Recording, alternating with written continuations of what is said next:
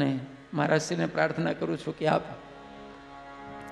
હે ગોપાલ રાધે કૃષ્ણ ગોવિંદ ગોવિંદ હે ગોપાલ રાધે કૃષ્ણ ગોવિંદ ગોવિંદ હે ગોપાલ રાધે કૃષ્ણ ગોવિંદ ગોવિંદ હે ગોપાલ રાધે કૃષ્ણ ગોવિંદ ગોવિંદ કૃષ્ણ ગોવિંદ ગોવિંદ કૃષ્ણ ગોવિંદ ગોવિંદ રાધે ગોવિંદ ગોવિંદ રાધે ગોવિંદ ગોવિંદ કૃષ્ણ ગોવિંદ ગોવિંદ કૃષ્ણ ગોવિંદ ગોવિંદ રાધે ગોવિંદ ગોવિંદ રાધે ગોવિંદ ગોવિંદ કૃષ્ણ ગોવિંદ ગોવિંદ કૃષ્ણ ગોવિંદ ગોવિંદ રાધે ગોવિંદ ગોવિંદ રાધે ગોવિંદ ગોવિંદ કૃષ્ણ ગોવિંદ ગોવિંદ કૃષ્ણ ગોવિંદ ગોવિંદ રાધે ગોવિંદ ગોવિંદ રાધે ગોવિંદ ગોવિંદ હે ગોપાલ રાધે કૃષ્ણ ગોવિંદ ગોવિંદ હે ગોપાલ રાધે કૃષ્ણ ગોવિંદ ગોવિંદ હે ગોપાલ રાધે કૃષ્ણ ગોવિંદ ગોવિંદ હે ગોપાલ રાધે કૃષ્ણ ગોવિંદ ગોવિંદ હે ગોવિંદ હે ગોપાલ હે ગોપાલ હે ગોવિંદ હે ગોવિંદ હે ગોપાલ હે ગોપાલ હે ગોવિંદ હે હે ગોવિંદ ગોપાલ હે હે ગોપાલ ગોવિંદ હે હે ગોવિંદ ગોપાલ હે ગોપાલ હે ગોપાલ રાધે કૃષ્ણ ગોવિંદ ગોવિંદ હે ગોપાલ રાધે કૃષ્ણ ગોવિંદ ગોવિંદ હે ગોપાલ રાધે કૃષ્ણ ગોવિંદ ગોવિંદ હે ગોપાલ રાધે કૃષ્ણ ગોવિંદ ગોવિંદ કૃષ્ણ ગોવિંદ ગોવિંદ કૃષ્ણ ગોવિંદ ગોવિંદ રાધે ગોવિંદ ગોવિંદ રાધે ગોવિંદ ગોવિંદ કૃષ્ણ ગોવિંદ ગોવિંદ કૃષ્ણ ગોવિંદ ગોવિંદ રાધે ગોવિંદ ગોવિંદ રાધે ગોવિંદ ગોવિંદ કૃષ્ણ ગોવિંદ ગોવિંદ કૃષ્ણ ગોવિંદ ગોવિંદ રાધે ગોવિંદ ગોવિંદ રાધે ગોવિંદ ગોવિંદ કૃષ્ણ ગોવિંદ ગોવિંદ કૃષ્ણ ગોવિંદ ગોવિંદ રાધે ગોવિંદ ગોવિંદ રાધે ગોવિંદ ગોવિંદ રાધે ગોવિંદ ગોવિંદ રાધે ગોવિંદ ગોવિંદ હે ગોપાલ રાધે કૃષ્ણ ગોવિંદ ગોવિંદ હે ગોપાલ રાધે કૃષ્ણ ગોવિંદ ગોવિંદ હે ગોપાલ રાધે કૃષ્ણ ગોવિંદ ગોવિંદ હે ગોપાલ રાધે કૃષ્ણ ગોવિંદ ગોવિંદ હે ગોપાલ રાધે કૃષ્ણ ગોવિંદ ગોવિંદ હે ગોપાલ રાધે કૃષ્ણ ગોવિંદ ગોવિંદ કૃષ્ણ કનૈયા લાલ કી દ્વારિકાધીશ શ્રી ગોવર્ધનનાથ નાથ કી શ્રી યમુને મહારાજ કી શ્રી ભાગવત ભગવાન કી શ્રી સદગુરુદેવ ભગવાન કી ઓમ નમઃ પાર્વતી પતયે હર હર મહાદેવ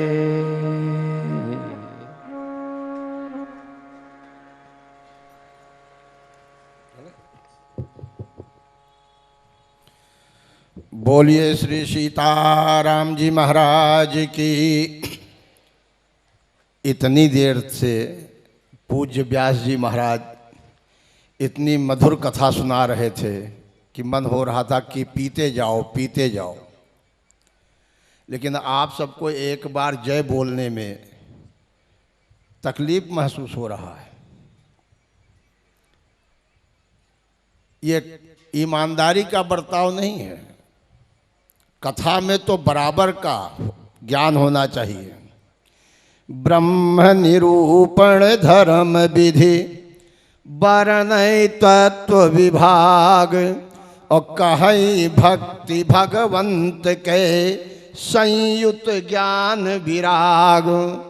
जब तक संयुक्त ज्ञान विराग नहीं होगा, जब तक बराबर का दर्जा नहीं होगा, तो कथा का कुछ आनंद नहीं मिलेगा। आपसे वक्ता और कुछ नहीं चाहता, वक्ता यही चाहता है कि आप तन्मय होकर के भगवत नाम उच्चारण कीजिए, तो वक्ता का और मन प्रफुल्लित होकर के अंतःकरण के जो भाव है वो आपके सामने बिखेरेगा। और जब आप बिल्कुल बेहोशी हालत में बैठे रहोगे, जैसा कि भागवत में सुबह सुन रहे थे, बहुत बढ़िया प्रसंग सुबह चल रहा था। मैं सुबह आया, पर इस समय दुर्भाग्य मेरा कि मैं नहीं समय पे पहुंच पाया। लेकिन सुबह व्यास जी बता रहे थे भक्ति और ज्ञान दोनों मूर्छित अवस्था में पड़े थे। नारद जी ने बहुत जगाने की चेष्टा की है, लेकिन नहीं जग पाए। तो श्रीमद् भागवत महापुराण की शरण में जब गए तो पुनः जागृत हुए। इसलिए दोनों का अनिवार्य होना चाहिए। अब एक बार जय बुलाने को कहे तो ऐसे बोल रहे हो जैसे 6 महीना से टीबी हॉस्पिटल से आ रहे हो। उच्च गर्जना कीजिए, बोलिए सद्गुरुदेव भगवान की। हाँ, अब ये ईमानदारी का बात हुआ। श्री राम जय जय राम। श्री राम जय जय राम। जय जय विघ्न हरण हनुमान। संकट मोचन कृपा निधान। श्री राम जय जय राम। बोलिए श्री सीताराम जी महाराज की। सीतानाथ समारंभाम रामानंदार्य मध्यमाम अस्मदाचार्य पर्यंताम वंदे गुरु परंपराम। बंदौ श्री तुलसी के चरण जिनकीन्हो जग काज। कलि समुद्र डूबत लख्यो प्रगट्यो सप्तो जहाज। जिनके सेवा भाव से मुग्ध हुए श्री राम। उन महावीर बलवान को बारंबार प्रणाम। सियावर रामचंद्र की।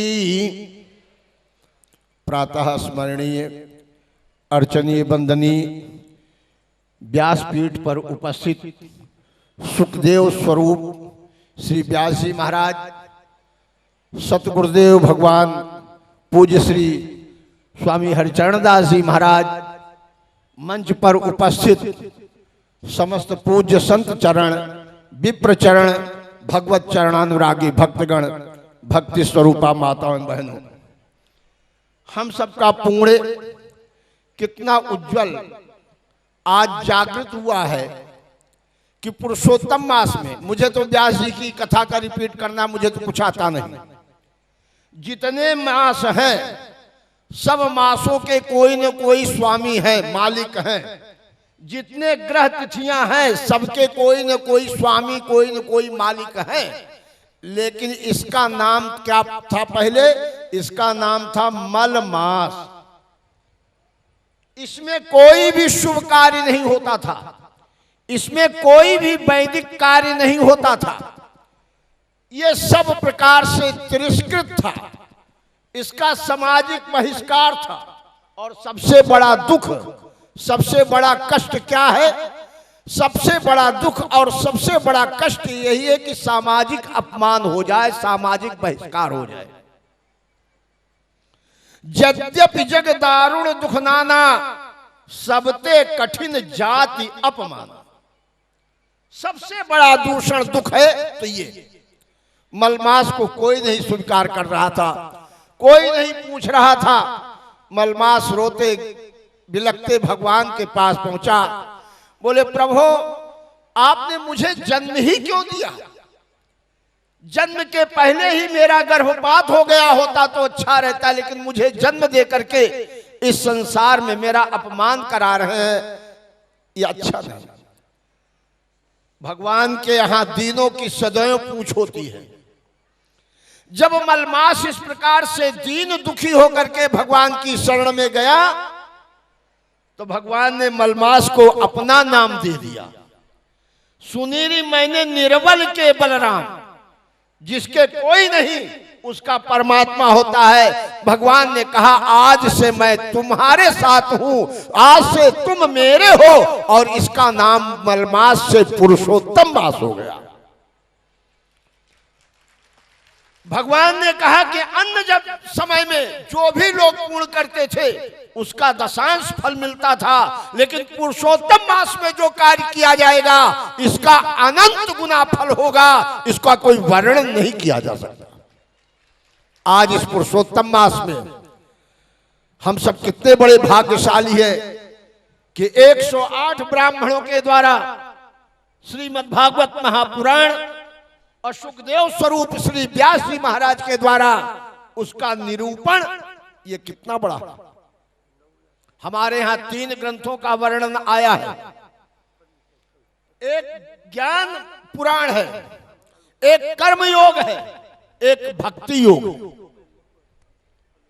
रामचरितमानस जो है प्रयोग ग्रंथ है, गीता जो है कर्म योग ग्रंथ है, श्रीमद् भागवत महापुराण ये वियोग ग्रंथ है। जिस समय परमात्मा श्याम सुंदर अपनी लीला का विस्तारण करके इस धराधाम से जा रहे थे, समस्त ब्रजवासी समस्त भूमंडल के भक्तों ने प्रार्थना किया, भगवान आप मुझे छोड़ करके जा रहे हैं, अब हम किसके अधीन रहेंगे, अब हम किसकी अधीनता स्वीकार करेंगे, इसके मार्गदर्शन में चलेंगे। भगवान ने कहा ये पंच भौतिक शरीर तो सबको मिला है और जिसको मिला है उसको जाना पड़ेगा, लेकिन मैं आपको वचन दे रहा हूं कि मैं इस पंच भौतिक शरीर से न रहते हुए भी श्रीमद् भागवत महापुराण जो है ये मेरा ही स्वरूप मानना और इसी के बताए निर्देश पर चलना। मैं श्रीमद् भागवत का ही दूसरा स्वरूप भगवान श्याम सुंदर का, भगवान का अवतार अनेक रूप में होता है। भगवान जिस रूप में चाहते परमात्मा उसी रूप में अवतरित होता है। यही बात महाभारत में आई। भीष्म पितामह ने प्रतिज्ञा की और भगवान कृष्ण ने भी प्रतिज्ञा की। भगवान कृष्ण ने प्रतिज्ञा की कि मैं युद्ध में चलूंगा लेकिन अस्त्र नहीं उठाऊंगा। युद्ध चल रहा था। भगवान के भक्त भी बड़े विचित्र होते हैं, इनसे तो भगवान भी नहीं पार पाते। भीष्म पितामह ने प्रतिज्ञा की कि मैं आपसे अस्त्र उठवा लूंगा, आपसे मैं अस्त्र उठवा लूंगा। भगवान कृष्ण ने कहा प्रतिज्ञा की अगर मैं एक बाप का हूंगा तो मैं अस्त्र नहीं उठाऊंगा। और भीष्म पितामह ने कहा अगर मैं गांगन सुत हूंगा तो मैं आपसे अस्त्र उठवा लूंगा। दोनों की शर्त हो गई, एक कह रहा नहीं, एक कह रहा हाँ। युद्ध चल रहा है, बड़ा घमासान युद्ध चल रहा है। भीष्म पितामह बाणों की बौछार से अर्जुन के रथ के वेग को रोक दिया। अर्जुन चारों तरफ से बाणों से घिर गया, लेकिन भगवान श्याम सुंदर फिर भी अपने अश्व के लगाम को पकड़े मस्ती में बैठे। सूर्यास्त होने जा रहा है। भीष्म पितामह करुणा भरी नेत्रों से प्रभु की ओर देखते हैं कि क्या प्रभु आपके रहते हुए मेरी प्रतिज्ञा अधूरी हो जाएगी। देखिए करुणा भरी नेत्रों से प्रेम में नेत्रों में प्रेमाश्रु भर करके भीष्म पितामह भगवान श्याम सुंदर की ओर देख रहे हैं और वही श्याम सुंदर यहां बैठे हैं। श्याम सुंदर की ओर देख रहे हैं और कह रहे हैं कि क्या आपके रहते मेरी प्रतिज्ञा अधूरी रह जाएगी। भगवान श्याम सुंदर ने कहा कि विचित्र बात है, एक तब तो पिता की आन बान शान है और एक तरफ भक्त की प्रतिज्ञा है, अब मैं क्या करूं। गंग सुत बानंते व्यथित बिहाल होए, पारथ पुकारो त्राहि त्राहि माम। भगवान तुरंत रथ से कूदे और रथ के चक्र को उठा करके दौड़ पड़े समरभूमि में। भीष्म पितामह अपना धनुष बाण रख दिए, बोले बस यही छवि मुझे देखनी थी। आज आपको मैं सम्रांगण में ही अस्त्र लेकर के घूमते हुए देख रहा हूं, यही छवि मेरे नेत्रों में बसनी चाहिए, यही छवि देखने के लिए मैं आया हूं। भगवान कृष्ण ने अस्त्र चक्र लेकर के बीच रणांग में कूद पड़े। भीष्म पितामह अपना धनुष बाण अस्त्र त्याग करके और आकर के भगवान श्याम सुंदर को प्रणाम करके बोलते हैं कि अरे श्याम सुंदर, ये बताओ तुम्हें शर्म लाज है कुछ है कि नहीं है? बोले क्या बात है? बोले आपने करके प्रतिज्ञा पितु को कलंक दीनो, एहो बनवारी तुम्हें लाज होना हो तो तुम्हें लाज शर्म है कि नहीं? तुमने अपने पिता की सौगंध खाई है कि अगर मैं एक बाप का हूंगा तो मैं अस्त्र नहीं उठाऊंगा, और आपने अस्त्र उठा के अपने पिता को कलंकित कर दिया। भगवान श्याम सुंदर भी बड़े चतुर चाणक। भगवान ने कहा भीष्म पितामह आप ठीक कहते हैं कि मैंने प्रतिज्ञा की थी, लेकिन मैंने सब बाप की तो प्रतिज्ञा नहीं की थी, मैंने तो केवल एक बाप की प्रतिज्ञा थी। बोले घनश्याम सुनो भीषम भगतराज, मोहि जन्म देन वारो जग में अनेक हैं, खम्ब सिंधु धरणी पषाण ते प्रगट होत, कहलो बखानो जो अमित अवतार है। कोई कहे नंद और जसोदा के कुमार है, कोई कहे वसुदेव और देवकी के लाल है। अरे जाके एक बाप हो बचावे निज लाज सोई, मेरी कौन कहे मेरे बाप तो हजार है। मैंने एक बाप की सौगंध खाई थी, 999 बाप की तो नहीं खाई थी। तो मेरे कहने का तात्पर्य कि भगवान किस रूप में प्रकट होते? खम्ब सिंधु धाराणी पषाण ते प्रकट हो, कह लो बखानो जो अमित अवतार है। उसी प्रकार से भगवान ने समस्त भूमंडल वासियों को कहा कि मैं पंच भौतिक शरीर से जा रहा हूं, लेकिन अपना दूसरा स्वरूप श्रीमद् भागवत महापुराण के रूप में यहाँ छोड़ जा रहा हूं, और आप इसी की शरणागति ग्रहण करेंगे तो आपका कल्याण होने में किसी प्रकार का संदेह नहीं। आज भगवान सद्गुरुदेव की कृपा से हम सबको एक नहीं दो नहीं अष्टोत्तर 108 श्रीमद् भागवत का वाचन एक साथ श्रवण करने को मिल रहा है। 108 ब्राह्मणों का एक साथ दर्शन हो रहा है। इससे बड़ा पुण्य और कौन हो सकता है? इस पुण्य के लिए देवता लोग भी लालायित रहते हैं। मैं आपसे निवेदन कर रहा हूं कि भगवान का अवतार क्यों और किस लिए और कब होता है? रामचरितमानस में तुलसीदास जी महाराज से पूछा गया कि महाराज बताइए भगवान का अवतार क्यों होता है? भगवान ने कहा ये मैं कैसे बता सकता हूं, जो अवतारी है उसी से पूछ लो कि वो इस धराधाम पर क्यों, किसके लिए और कब आया। जाके पूछा, बाबा तुलसीदास जी ने लिखा, बोले जब जब होई धर्म के हानि और बाढ़ असुर अधम अभिमानी और करही अनीति जाई नहीं बरणी और सीधई विप्र धेन सुर धरनी तब तब प्रभु धरि मनुज शरीरा और हरहि कृपा निधि सजन पीरा। तो बोले किसके लिए आए? बोले असुर मारि था पहि सुरन और राखई जन निज से तू और जग विस्तारई विशद जस राम जन्म कर हेतु। हेतु कहते कारण, कारण को भगवान के अवतार लेने के 3 कारण हैं। बोले कौन? बोले असुर मार, दुष्टों को मारने के लिए, थापहि सुरन बोले देवताओं की स्थापना के लिए, और धर्म का सुजस करने के लिए भगवान का अवतार होता है। ये कौन कह रहा है? ये बाबा तुलसीदास जी कह रहे हैं। लेकिन जब भगवान से स्वयं पूछा गया, भगवान ने कहा आपका अवतार क्यों होता है, किसके लिए होता है? भगवान ने कहा, बोले विप्रधेन सुर संत हित और लीन मनुज अवतार और निज इच्छा निर्मित तनु और माया गुण गोपाल निज इच्छा निर्मित तनु। मैं विप्र के लिए, गौ के लिए और पृथ्वी के लिए, फिर भगवान ने एक जगह तो आगे चल करके तो फिर यहाँ विवाद होने लगा। करे भगवान तो विप्र ब्राह्मणों के हैं, गौ के हैं और संतों के लिए है। भगवान का अवतार ब्राह्मणों के लिए, गौ के लिए और संतों के लिए होता है। हम लोगों से क्या लेना देना भगवान से? भगवान समझ गए भक्तों की भावना की, भक्तों के मन में क्या विचार आया। तो भगवान ने फिर कहा, बोले गौ ब्राह्मण संत तो माध्यम है, लेकिन मेरा जो मुख्य अवतार होता है वो मुख्य अवतार, बोले तुम सारी खेत संत प्रिय मोरे और धरहु देह नहीं आननी हो रे, सो केवल भगतन हित लागी और धरेउ शरीर प्रणत अनुरागी। सो केवल मैं भक्तों के लिए हो। अब भक्त किसी समाज का हो, ब्राह्मण समाज का हो, बनिया समाज का हो, क्षत्रिय समाज का हो, वैश्य समाज का हो, शूद्र समाज का हो, किसी समाज का हो, भगवान केवल भक्त की नाता मानते हैं। भगवान का नाता केवल एक मानव, एक भक्ति का नाता। यही बात शबरी से भगवान ने कहा।